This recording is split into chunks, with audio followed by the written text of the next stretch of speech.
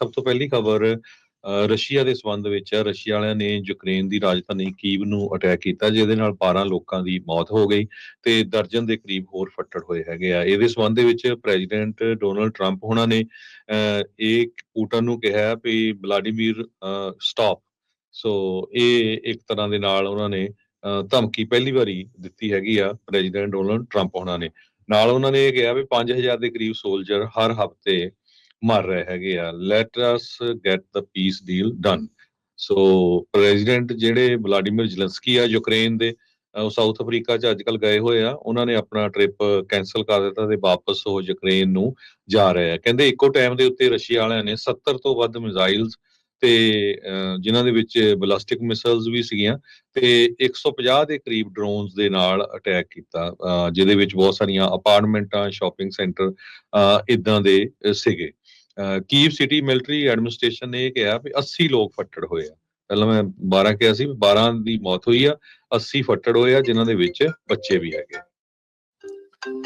ਜੀ ਜੀ ਬਿਲਕੁਲ। ਸੋ ਇਹ ਬੜੀ ਮੰਦਭਾਗੀ ਗੱਲ ਜਿਹੜੀ ਵਾਪਰੀ ਆ। ਅਜੇ ਇਨਫਰਾਸਟ੍ਰਕਚਰ ਨੂੰ ਲੈ ਕੇ ਇਹਨਾਂ ਦੀ ਪੀਸ ਡੀਲ ਜਿਹੜੀ ਹਰਜੋਤ ਸਿੰਘ ਜੀ ਬਣੀ ਸੀਗੀ, ਪਰ ਉਸ ਦੇ ਬਾਵਜੂਦ ਰਸ਼ੀਆ ਦੇ ਦੁਆਰਾ ਇਹ ਹਮਲੇ ਕੀਤੇ ਗਏ ਆ। ਕੱਲ ਰਸ਼ੀਆ ਦੇ ਨਾਲ ਪੀਸ ਜਾਂ ਸਮਝੌਤਾ ਕਰਨ ਦੇ ਲਈ ਜ਼ੈਲੈਂਸਕੀ ਹੋਣਾ ਦੇ ਉੱਤੇ ਦਬਾਅ ਜਿਹੜਾ ਉਹ ਪਾਇਆ ਜਾ ਰਿਹਾ ਸੀ।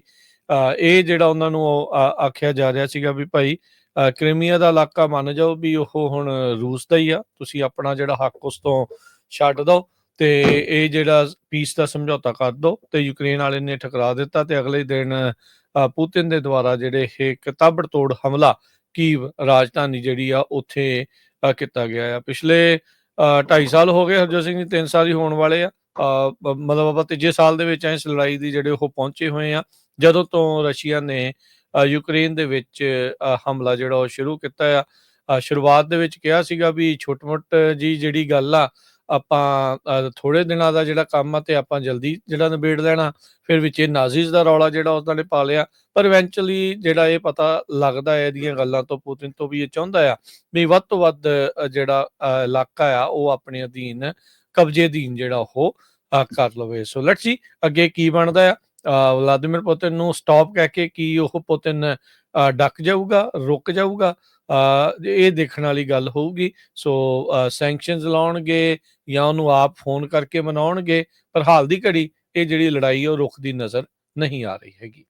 ਤੇ ਹਰਜੋਤ ਸਿੰਘ ਜੀ, ਅਗਲੀ ਜਿਹੜੀ ਗੱਲ ਦੱਸਦੇ ਜਾਈਏ, ਜਿਹੜਾ ਹਾਈਲੈਂਡ ਪਾਰਕ ਸ਼ੂਟਰ, ਕੱਲ ਵੀ ਆਪਾਂ ਇਸ ਦੀ ਚਰਚਾ ਜਿਹੜੀ ਉਹ ਕੀਤੀ ਸੀ ਵੀ ਜਿਸ ਨੇ ਇੰਡੀਪੈਂਡੈਂਸ ਡੇ ਵਾਲੇ ਦਿਨ 4 ਜੁਲਾਈ 2022 ਨੂੰ ਇੱਕ ਜਿਹੜੀ ਪਰੇਡ ਹੋ ਰਹੀ ਸੀ ਇਲੀਨੋਇਸ ਦੇ ਵਿੱਚ, ਉਸ ਦੇ ਉੱਤੇ ਗੋਲੀਆਂ ਚਲਾ ਦਿੱਤੀਆਂ ਸੀ, ਜਿਸ ਕਰਕੇ 7 ਜਾਣਿਆਂ ਦੀਆਂ ਮੌਤਾਂ ਹੋਈਆਂ ਸੀ। ਰੋਬਰਟ ਕ੍ਰੀਮੋ ਦਾ 3rd ਉਸ ਨੂੰ ਅੱਜ ਜਿਹੜਾ ਸੈਂਟੈਂਸ ਆ ਕਰ ਦਿੱਤਾ ਗਿਆ ਆ। 7 ਕੰਜ਼ੈਕਟਿਵ ਲਾਈਫ ਸੈਂਟੈਂਸ ਜਿਹੜੇ ਆ ਉਸ ਨੂੰ ਸੁਣਾਏ ਗਏ ਆ ਜੱਜ ਵਿਕਟੋਰੀਆ ਏ ਰੋਸੈਟੀ ਉਹਨਾਂ ਦੇ ਦੁਆਰਾ। ਇਹ ਟਰਾਇਲ ਦੇ ਦੌਰਾਨ ਆਪਣੀ ਜਿਹੜੇ ਦੋਸ਼ਾਂ ਨੂੰ ਇਸਨੇ ਕਬੂਲ ਲਿਆ ਸੀਗਾ।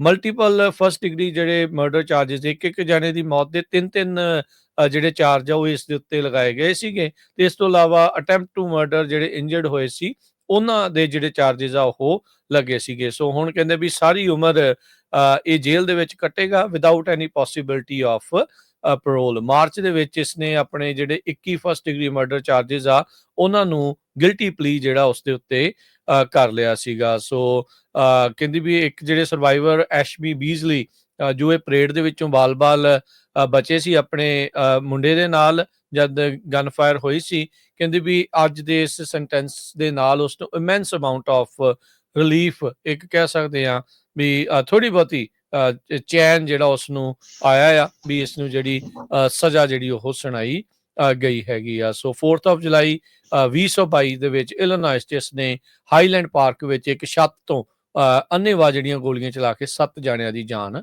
ਲੈ ਲਈ ਸੀ। Robert ਕ੍ਰੀਮੋ 3rd।